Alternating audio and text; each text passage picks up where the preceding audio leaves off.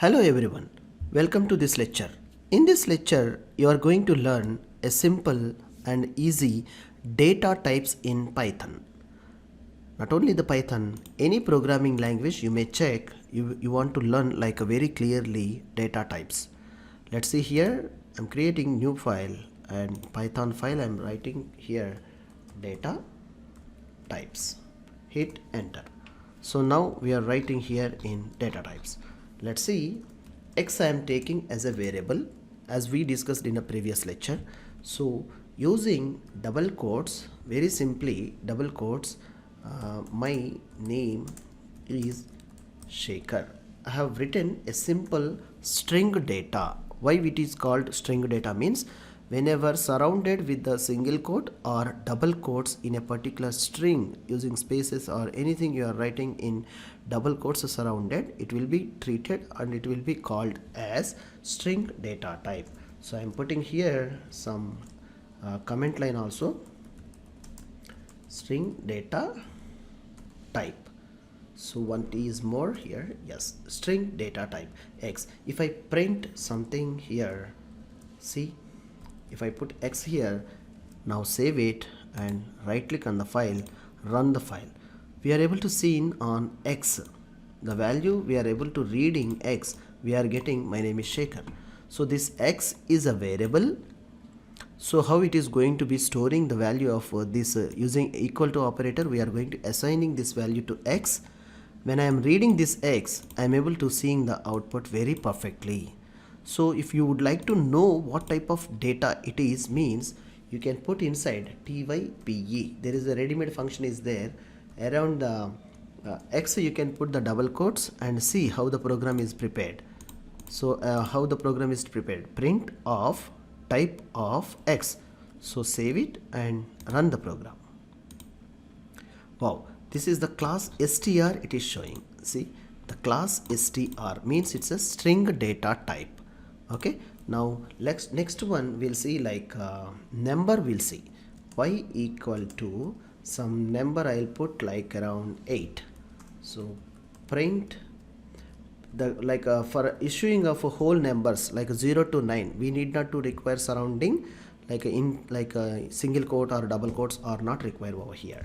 So y, so let's check it by run this program. We are getting 8 here very perfectly. We are getting 8. When I am using 8 is a y is a some number like a variable I am taken here using equal to operator. 8 I am assigning to this particular y. When I am reading y, I am getting output it's an 8. So if I want to check what type of data it is, so I'll use type method again and putting single like within a braces of y. Now again if I run this, I'll get it's an integer. See how clearly it is showing, it's an integer data type. So one more like a few more data types you want to learn like a z. I'll put some floating point number 20 point some 5. Like quickly I'll write here it's a type of z. So let's check directly, we'll get the output, it's a data type. Wow, it's a string. First one, anything the string which is we are added in a double quotes, it will be called as string. And the second one, it is called as a numeric integer. And the third one, whenever we are putting some dot or period in between the number, which will be called as float data type. So the next one like I'll take it true and print the statement.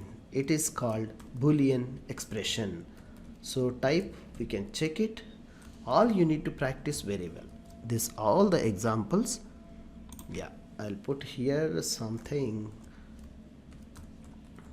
integer data type, and here I'll put like a float data type, and for this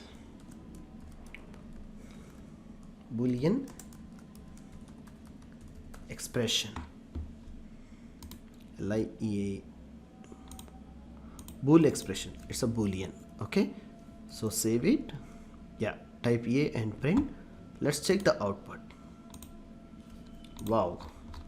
So you are learning majorly which are the essential for basic coder: string, integer, float and Boolean expression of data types. We have learned so many important data types in this particular class. So make sure to prepare notes very well. Which are the data which is surrounded by double quotes will be called as string data type, and if it is a 0 to 9 integer, it's nothing but whole number, only whole number, 0 to 9, so it will be called as integer.